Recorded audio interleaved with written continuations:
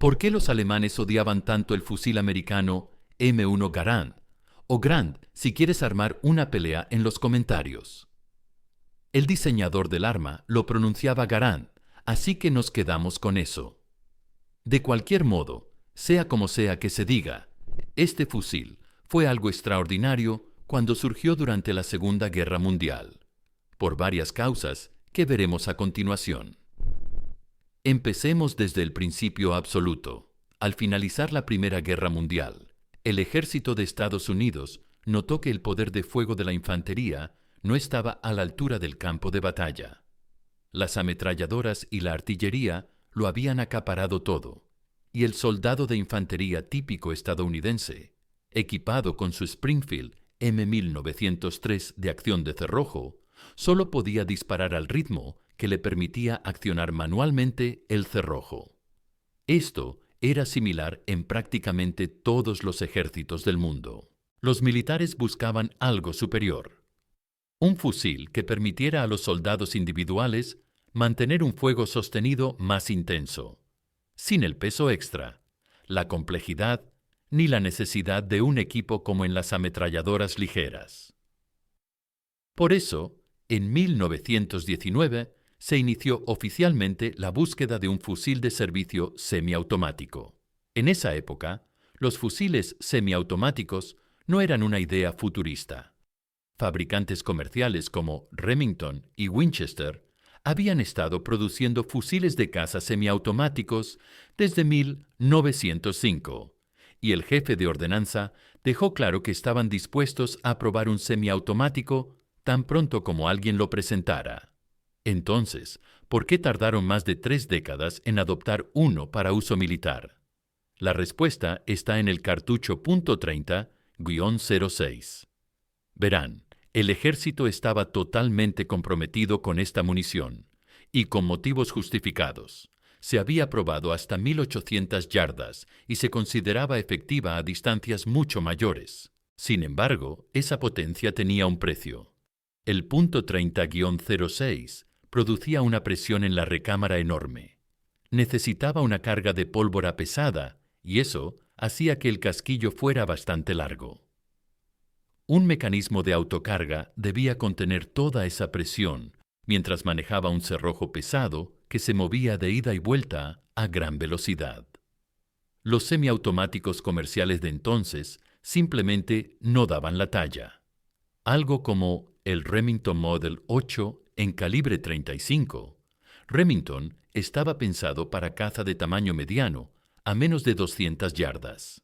Para los militares, eso estaba lejos de ser lo suficientemente potente.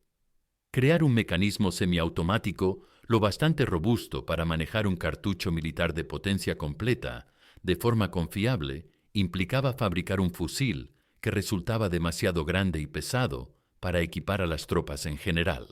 Las pruebas iniciales a lo largo de los años 1910 y principios de los 1920 trajeron varios candidatos, incluyendo diseños extranjeros como el fusil Bang-Da-Ness y varios experimentos nacionales.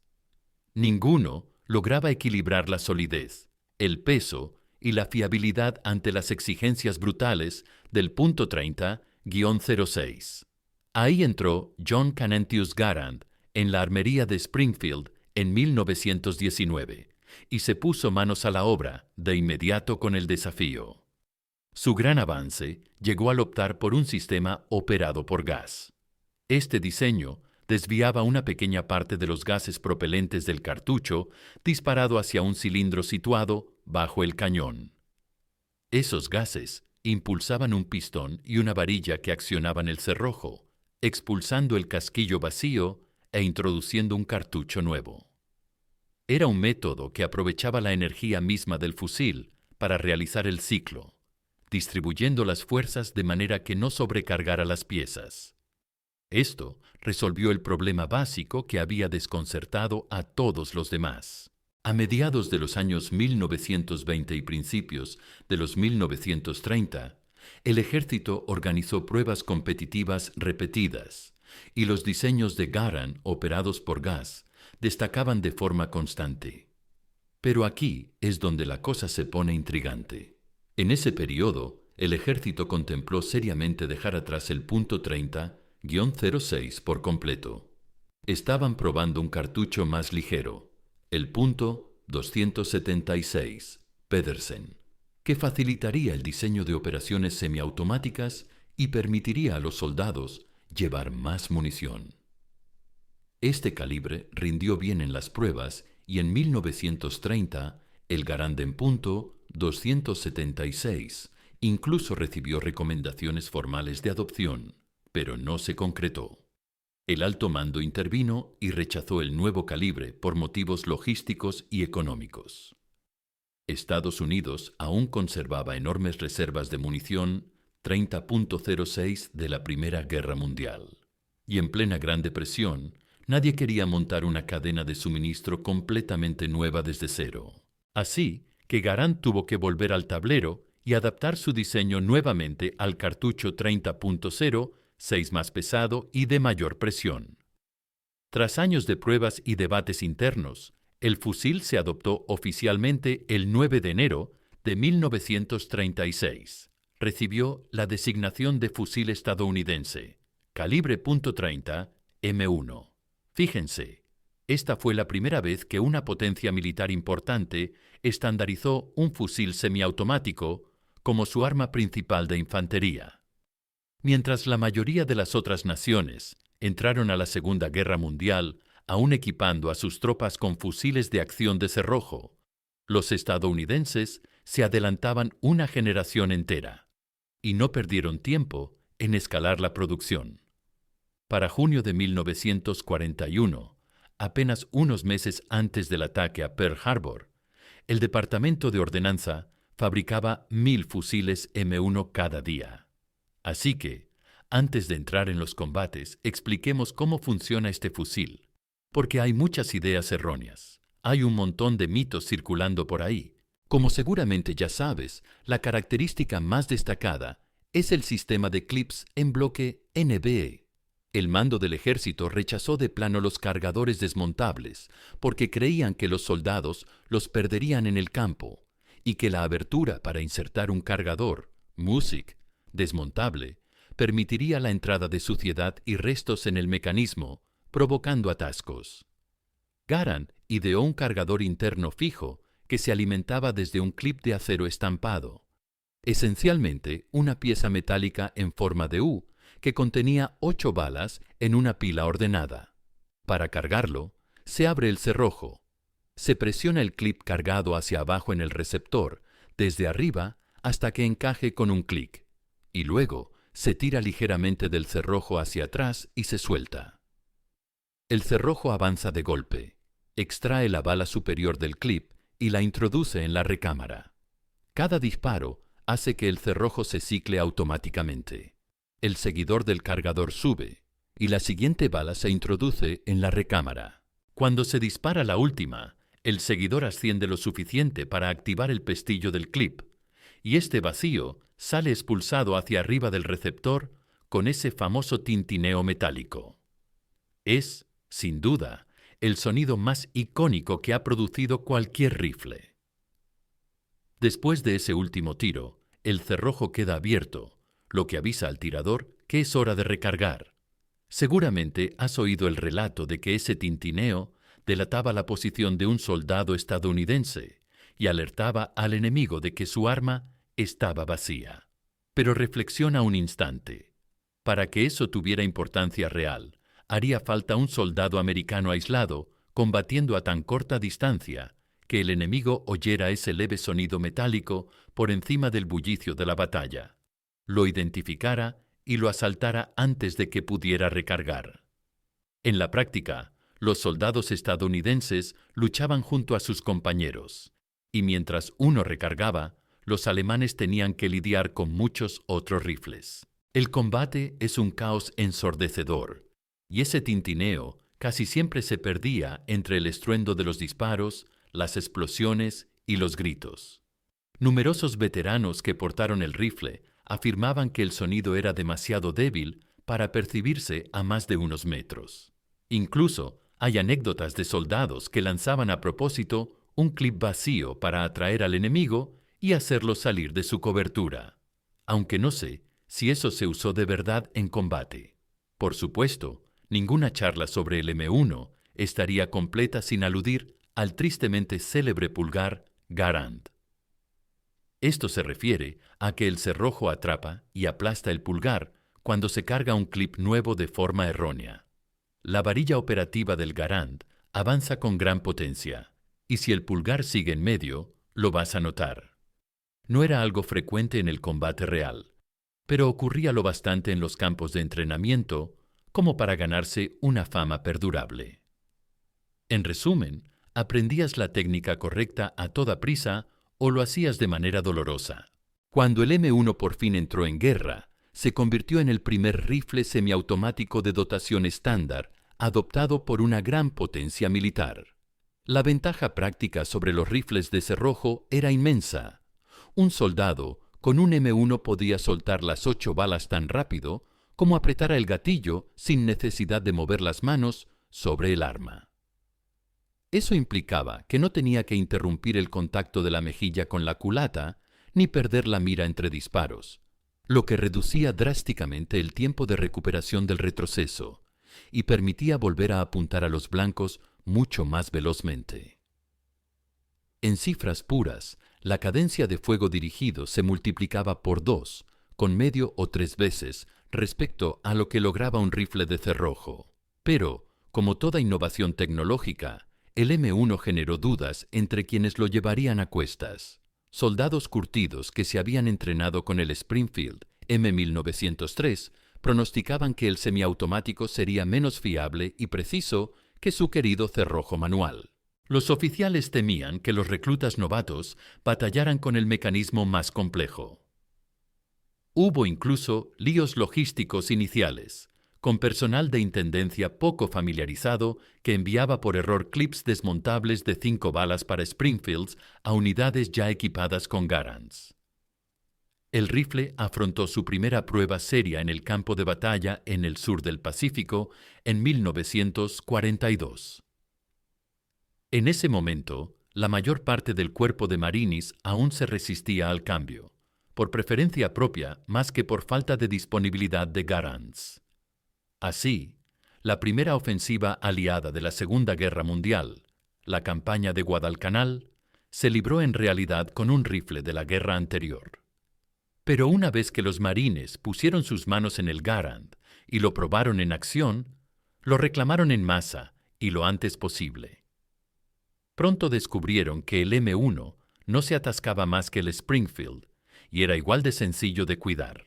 A pesar de las inquietudes sobre cómo resistiría un rifle de gas en el clima extremo del Pacífico, el Garand funcionó excelentemente con el mantenimiento habitual. No surgieron problemas graves. Las tropas estadounidenses quedaron bastante contentas con su nuevo rifle, y les subía la moral saber que eran los únicos con semiautomáticos. Eso no pasó inadvertido. Para los japoneses también se sorprendieron. Pronto notaron el aumento en el poder de fuego de las unidades estadounidenses y creyeron que los soldados americanos contaban con muchas más ametralladoras de las que realmente tenían. Esto se debía a que el fuego simultáneo de tantos rifles semiautomáticos generaba un volumen de disparos que nunca habían enfrentado. Las cargas Banzai, que habían funcionado contra tropas chinas mal equipadas, ya no eran tan letales. Los soldados japoneses solían ser abatidos por los tiradores a larga distancia antes de acercarse a las posiciones enemigas. Llegó el momento en que los alemanes también se toparon con el Garand. Cuando las tropas estadounidenses se enfrentaron por primera vez a las fuerzas alemanas en la Operación Torch, en noviembre de 1942, para comprender el impacto tan frustrante que el M1 causaba en los alemanes, primero hay que aclarar algo sobre el armamento real de la Wehrmacht. Si tu idea de la infantería alemana proviene de películas y videojuegos, seguramente imaginas soldados con subametralladoras MP-40, el rifle de asalto revolucionario STG-44 o tal vez el rifle de paracaidistas G-42. Y sí, los alemanes fabricaron estas armas avanzadas de verdad. Pero veamos las cifras reales. Alemania produjo alrededor de 1,1 millones de MP-40, unos 430.000 STG-44 y solo cerca de 7.000 FG-42. Ahora compáralo con más de 14 millones de rifles de cerrojo, Kar-98K, fabricados entre 1934 y 1945. Ahí está la diferencia clara. El Kar-98K siguió siendo el fusil de servicio principal de los alemanes hasta el final de la guerra. Pese a lo que muestran las imágenes de propaganda, la gran mayoría de los soldados alemanes portaban básicamente el mismo tipo de arma que sus padres habían usado en la Primera Guerra Mundial. Esto no implica que la infantería alemana fuera ineficaz, todo lo contrario. Sin embargo, su doctrina era completamente distinta al enfoque americano. Las tácticas de escuadra alemanas se basaban en la ametralladora MG-34 y más tarde en la MG-42 como fuente principal de fuego, con los rifles de cerrojo en un rol de apoyo para alimentar y proteger esa máquina. Los aliados, en cambio, usaban armas automáticas para respaldar a la infantería armada con rifles, mientras que el ejército alemán invertía el proceso. La infantería apoyaba a las ametralladoras. Era un esquema eficiente, pero dejaba al rifleman alemán promedio en desventaja frente a su equivalente americano en combates individuales. Los alemanes no ignoraban la superioridad de los semiautomáticos. Intentaron contrarrestarla, y la historia de esos esfuerzos revela mucho sobre por qué el Garand era tan excepcional. Su primer intento serio fue el G-41, que usaba el cartucho estándar de 7,90 y 2 por 57 mm Mauser, y se alimentaba con un cargador fijo de 10 rondas mediante clips. En teoría, parecía aceptable, pero en la práctica, el G-41 fue un fracaso total. El problema surgió por una orden del ejército alemán que prohibía perforar el cañón para un sistema de gas. Esto obligó a los diseñadores a recurrir a un mecanismo complicado de trampa en el muzzle, inspirado en el principio del viejo rifle Van danés, donde los gases se capturaban en la boca para accionar el mecanismo. El sistema resultó extremadamente susceptible a la acumulación de carbón y la corrosión. El ensamblaje del muzzle tenía muchas piezas delicadas, difíciles de limpiar y un verdadero dolor para mantener en condiciones de campo. Pruebas americanas demostraron que la fiabilidad del G-41 era mucho peor que la del M1 Garand, sobre todo con barro y lluvia. La producción de la variante Mauser apenas llegó a unas 6.700 unidades, de las cuales alrededor de 1.700 se devolvieron por ser completamente inutilizables. El total de G-41 en todas las variantes alcanzó unos 120.000, pero el diseño era defectuoso de base. El G-43, conocido como Gewehr 43, fue el intento alemán de corregir esos fallos, y lo lograron básicamente copiando el sistema de pistón de corto recorrido de gas del SVT-40 soviético. Entró en producción en octubre de 1943 y era notablemente superior. Contaba con un cargador desmontable de 10 rondas, era más ligero que el G-41 y usaba piezas estampadas en lugar de muchas mecanizadas para acelerar la fabricación. Aún así, Alemania no pudo escalarlo. La producción empezó demasiado tarde, dejándole solo 18 meses antes del fin de la guerra. La industria alemana ya estaba al límite fabricando tanques, aviones y munición, y no había capacidad para reconvertir en masa rifles semiautomáticos.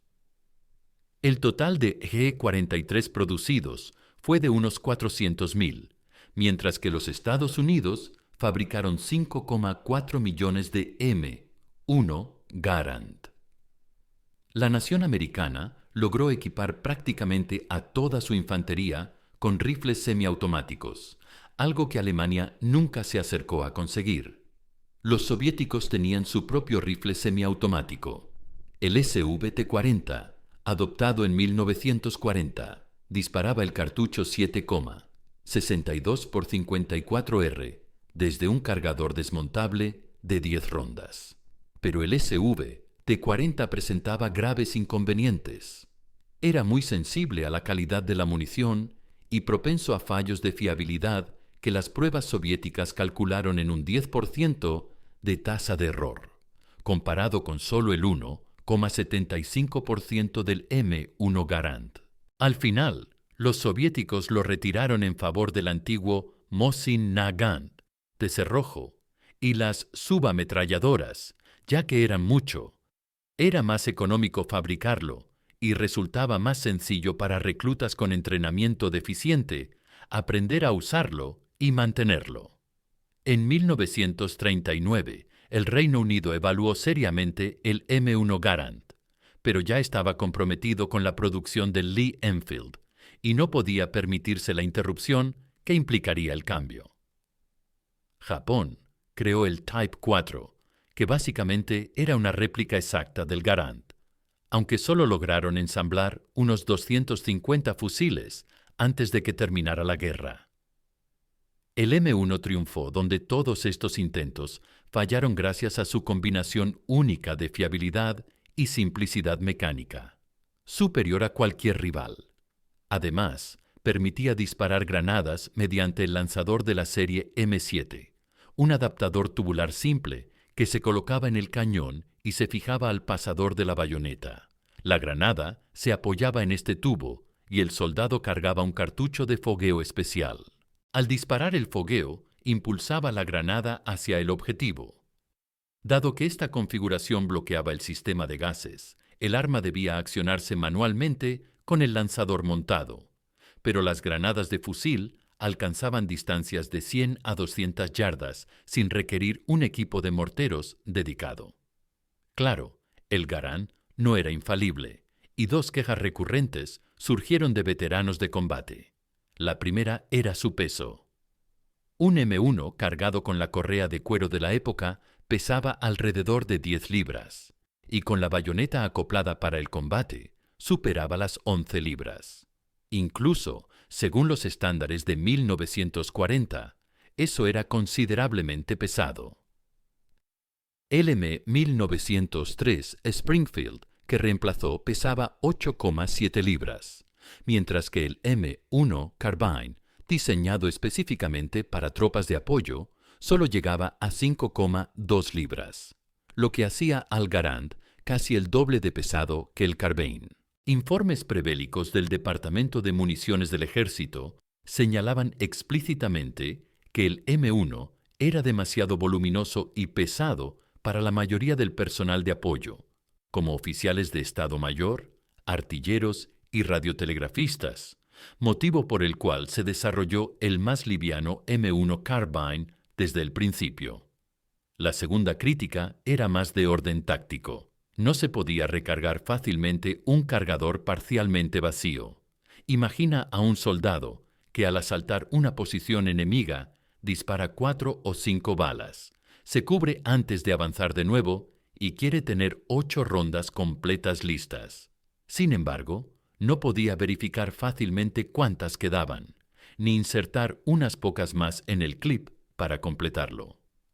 Podía expulsar manualmente las balas restantes junto con el clip, perdiendo la munición que aún tenía, o bien disparar las que quedaban para vaciar el arma si no le importaba delatar su posición, lo cual era el método de campo más habitual a pesar del derroche de cartuchos. Existen trucos para cargar balas individualmente en un clip semilleno, pero son lentos. Demandan ambas manos y resultan totalmente imprácticos bajo fuego enemigo. La solución evidente habría sido un cargador desmontable de caja. Pero para el ejército estadounidense, la innovación tardó en llegar hasta el M14, adoptado recién en 1959. El M1 Garand siguió siendo el fusil reglamentario estándar de Estados Unidos durante la Guerra de Corea, de 1950 a 1953, armando a la mayor parte de la infantería de las Naciones Unidas en ese conflicto. Comenzó su trayectoria como un fusil superior en casi todos los aspectos a las armas del enemigo. Pero al final de sus 22 años de servicio, ya se había vuelto obsoleto de manera alarmante. El fusil que finalmente lo sustituyó fue el M14. En esencia, un Garand modernizado en profundidad, adaptado al nuevo cartucho 7.62 x 51 OTAN, como un sucesor más corto y eficiente del 30-06. Las mejoras clave resolvieron las principales debilidades del Garand. Un cargador desmontable de 20 rondas por fin eliminó el clip de bloqueo final, y el fusil incorporaba capacidad de fuego selectivo con modos semiautomático y totalmente automático. El M14 se diseñó con ambición para reemplazar no solo al M1 Garand, sino también al M1 Carbine, la subametralladora M3 Grease Gun y el fusil automático M1918 Browning, unificando 4 armas en una sola. No obstante, pronto se consideró inviable, ya que el M14 no encajaba del todo en ese rol multifuncional y presentaba problemas graves desde el inicio. En fuego automático, los soldados hallaban el fusil prácticamente ingobernable por su fuerte retroceso. Tras unas pocas ráfagas, el cañón subía tanto que terminabas disparando al cielo. Con unas 11 libras y 44 pulgadas de longitud, resultaba más pesado y largo que el Garand que relevaba. La culata de madera tradicional se hinchaba en condiciones húmedas de jungla, perjudicando la precisión, un inconveniente grave conforme aumentaba la implicación estadounidense en Vietnam. Reportes de combate indicaban que los soldados no podían portar suficiente munición pesada del 7.62 para sostener la superioridad de fuego frente a enemigos armados con AK-47, y el terreno vietnamita limitaba la mayoría de los choques a 300 metros o menos, anulando por completo cualquier ventaja de alcance teórica del M14. Así, el M14 concluyó con la vida útil más breve de cualquier fusil de infantería estándar estadounidense en la era moderna, apenas 11 o 12 años. El fusil de asalto M16, calibrado para el cartucho mucho más ligero 5.56, OTAN, lo reemplazó oficialmente entre 1967 y 1969.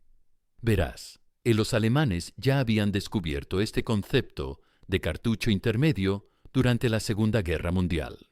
Sus investigaciones revelaron que la mayoría de los combates de infantería se producían a distancias inferiores a 300 metros y con frecuencia mucho más cerca. Los cartuchos de rifle de potencia completa resultaban excesivos para esos rangos de enfrentamiento.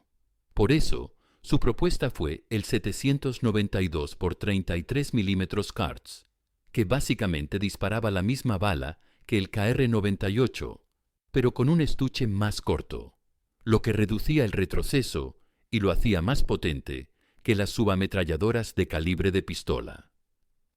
El diseño de este cartucho intermedio se probó con el STG-44, y aunque ese fusil llegó demasiado tarde como para tener impacto en la guerra, la filosofía que lo inspiraba moldeó todo lo que vino después.